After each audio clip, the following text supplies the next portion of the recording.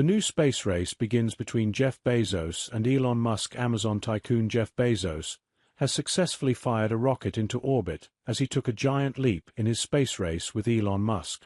The world's two richest men are using reusable rockets to launch commercial satellites and excitedly talk about a future in which humans go on regular trips to space. Mr. Musk has taken the lead in the race so far with his company SpaceX's rocket, Falcon 9, completing more than 400 launches. But Mr. Bezos yesterday made significant progress as Blue Origin's New Glenn rocket, named after astronaut John Glenn, blasted off from Cape Canaveral in Florida at 2:02 a.m. local time. All went well, except for the rocket's reusable booster failing to land on a barge in the Atlantic Ocean. Mr. Bezos founded Blue Origin 25 years ago, but until now has struggled to compete with Mr. Musk. New Glenn's launch had been delayed for 5 years, and liftoff was even postponed at the last minute on Monday. Dr. Simeon Barber, a space expert from the Open University, said, "The billionaire space race had become a one-horse race with SpaceX achieving so much so fast. But we want competition from Blue Origin because that will lead to better rockets."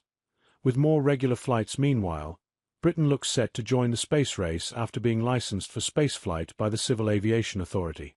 This means Rocket Factory Augsburg can launch from the Shetland Islands, and its inaugural test flight would be the first European vertical satellite launch.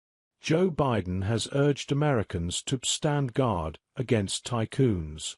In an apparent swipe at Mr. Musk and Mr. Bezos, he said an oligarchy is taking shape in the U.S. Meanwhile, Britain looks set to join the space adventure after being officially licensed for spaceflight by the regulator.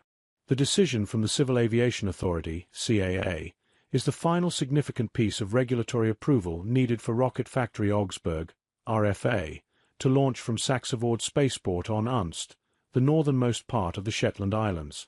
The privately owned spaceport has already been granted a spaceport license and a range control license by the CAA. RFA's first test flight, which they hope to carry out in 2025, would be the first vertical launch of a satellite from European soil, and they are the first company to receive a license for this type of launch. Chief Commercial Officer Jorn Sperman said securing the launch license is a groundbreaking moment for RFA and for Europe's space industry.